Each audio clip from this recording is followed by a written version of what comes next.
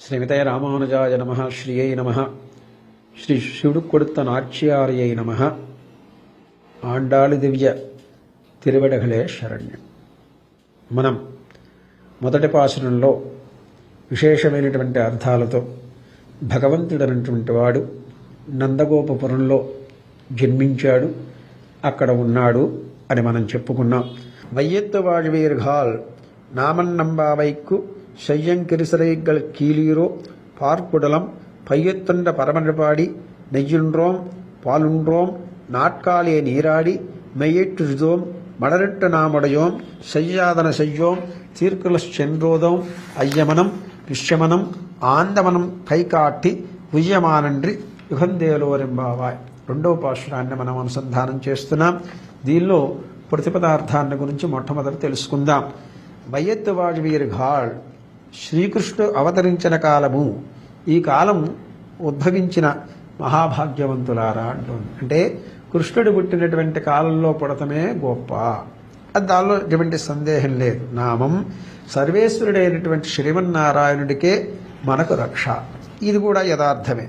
ఉయ్యం అంగు ఎండ్రి, ఉజ్జీవింపదగిన మంచి మార్గము వెతికి, అంటే మనల్ని ఉద్ధరించడానికి తగినటువంటి మంచి మార్గాన్ని వెతికి పార్కుడులం శయ్యత్తు పరమనండి పాడి నిఖిల మంగళాశాసనం అనేటువంటి బాలుడు అయిపోయింది. అయ్యమనం విశ్యమనం ఆందమనం కైకాట్టి ఆచార్యుల మొదలు పూజ్యులకు సమర్పించి సంభావనలు బ్రహ్మచారులకు కావలసినటువంటి పదార్థాలను ఇస్తాము.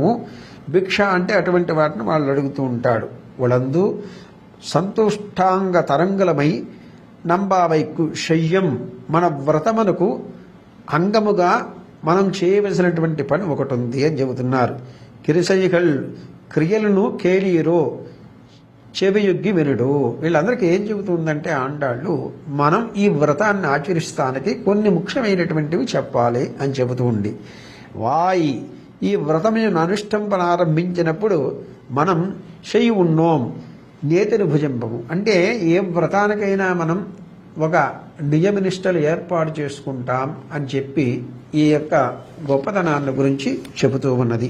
తర్వాత నెయ్యుండ్రోం పాలుండ్రోం నాటకాలే నీరాడి, నెయ్యిన దినము, వ్రత అనుష్ఠానం చేసేదాకా నేతిని భుజించము, పాలును తాగము, ఉదయాన్నే లేచి స్నానం ఆచరిస్తాం, కాటుకు ధరించము, పూలు పెట్టుకోము, సుగంధ ద్రవ్యాల జోలికి వెళ్ళము. ఇదంటే రెండవ పాశురంలో ప్రధానంగా మనకు చెబుతున్నది ఏంటంటే, దీని యొక్క అర్థం చెప్పుకుందాం. శ్రీకృష్ణుడు పుట్టినటువంటి కాలంలో మనం పుట్టకపోయినా అతని గుణానుభవాన్ని అనుభవించడానికి మనకు అర్హత ఉంది ఒకటి. కానీ శ్రీకృష్ణుడు ఇప్పటిదాకా ఉండి నిర్యాణం చెందాడు కాబట్టి ఆ యొక్క చిహ్నాలు ఇంకా ఉన్నాయి. కాబట్టి మనం కృష్ణుడు పుట్టినటువంటి కాలంలో పుట్టినట్లుగానే మనం అనుకోవచ్చు. లేకపోతే రెండోది ఏంట్రా అంటే, దీనికి వ్రతానికి ఒక నియమనిష్టలు, గురు పరంపర అంటే ప్రధానమైనటువంటి గురువులకి అందరికీ కూడా వందనం సమర్పిద్దాం, నమస్కారం అడిగేం దాసం. ఇదే వైష్ణవ సాంప్రదాయం. తర్వాత బ్రహ్మచారులుగా ఎవరైతే ఉన్నారో వాళ్ళందరికీ కూడా వాళ్ళకి కావలసినటువంటి ఉత్తమమైనటువంటిది ఏదైతే ఉన్నదో తినే పదార్థాలు వాటినన్నింటినీ ఇస్తాం.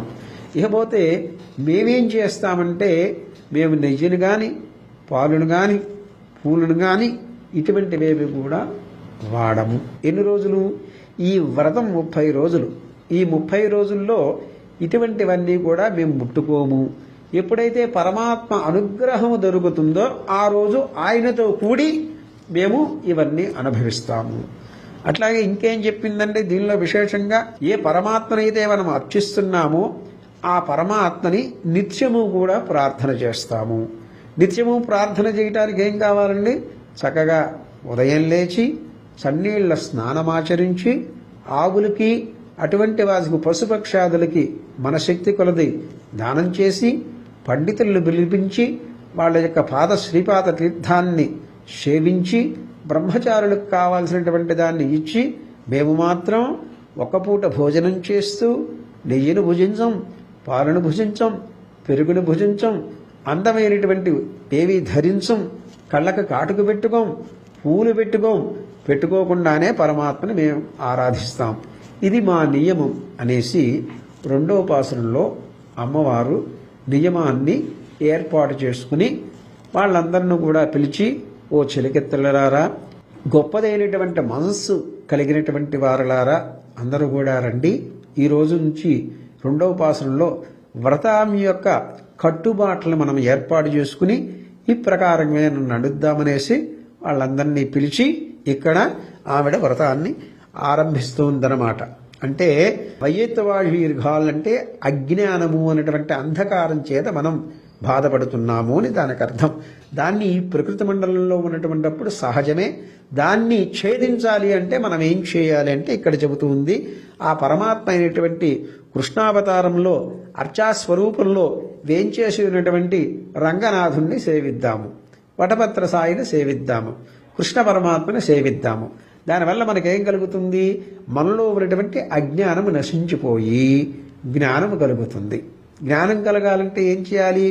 గురువులను ఆశ్రయించాలి. గురువులను ఆశ్రయించిన తర్వాత ఏం చేయాలి? అందరికీ కూడా భిక్ష వెయ్యాలి. తర్వాత ఏం చేయాలి? పశుపక్షాదులందరినీ చక్కగా చూసుకోవాలి. తర్వాత ఏం చేయాలి?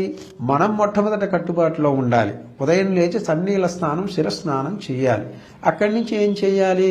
చక్కగా ఏవైతే భగవంతుడికి తృప్తినిచ్చే పదార్థాలైతే ఉన్నాయో అవి మనం భుజించకూడదు. అంటే పెరుగన్నం కానీ, పాలన్నం కానీ, అట్లాగే భగవంతుడికి సుగంధ ద్రవ్యాలైనటువంటి వారి పూలు కానీ, తులసి కానీ, కాటుకు కానీ ఇవేవి మనం అనుభవించకుండా భగవత్ కైంకర్యార్థమే అనుభవిస్తే ఆయన గనక వాటిని అనుభవించి మనకు ఏది కావాలో దాన్ని ప్రసాదిస్తాడు. కాబట్టి వాటన్నిటినీ భగవంతుడికి చేద్దాము. ఎందుకనంటే ఇక్కడ ప్రధానమైనటువంటిది దేహాత్మాభిమానం వదిలేయాలి. అండాలు చెప్పినటువంటిది 2వ ఉపాసనలో గొప్పతనం ఏంటంటే ఈ దేహం మీద ఉన్నటువంటి అభిమానం వదిలేయి. ఈ దేహం పరమాత్మకి సంబంధించింది. ఈ దేహంలో ఏది ఉన్నా సరే ఆయన సొత్తే. ఈ దేహం అనేటువంటిది శాశ్వతం కాదు. దానిలో ఉన్నటువంటి జీవుడు శాశ్వతం. ఆ జీవుణ్ణి పరమాత్మ దగ్గరికి చేర్చే మార్గం చూడు. చేర్చే మార్గం చూడాల్సి వచ్చినటువంటి జీవుడికి దేహం సౌందర్యం అక్కర్లేదు, శుభ్రత మాత్రమే కావాలి. ఏవేవైతే దేహ సౌందర్యార్థం మనం ఉపయోగిస్తున్నావో అవన్నీ పరమాత్మకే అర్పించు. నీ శరీరము, నీ ఆత్మ, నీ యొక్క నడవడిక, నీ ప్రవర్తన, నీలో ఉన్నటువంటి సమస్తం కూడా పరమాత్మకే అర్పించు. అప్పుడు ఆయన అనుగ్రహిస్తాడని దేహం మీద ఉన్నటువంటి అభిమానాన్ని చంపుకో. పరమాత్మ యొక్క సాయుధ్యాన్ని దాని గురించి ప్రయత్నం చేయనేసి ఆండాళ్ల తల్లి 2వ దానిలో ప్రధానంగా వేద విహితమైనటువంటి ధర్మాన్ని ఇక్కడ ఉపయోగించింది. అంటే ఏమిటి చెప్పింది ఆవిడ? ఖచ్చితంగా మీరు ఏం చేస్తారంటే పరమాత్మను ఆరాధించండి. పరమాత్మకి కావాల్సినటువంటి ఏవేవైతే సుగంధ ద్రవ్యాలు ఉన్నాయో ఆయనకే సమర్పణ చేయండి. మనం దేన్ని అనుభవించకూడదు అని ప్రార్థన చేస్తూ 2వ ఉపాసనాన్ని ముగించింది.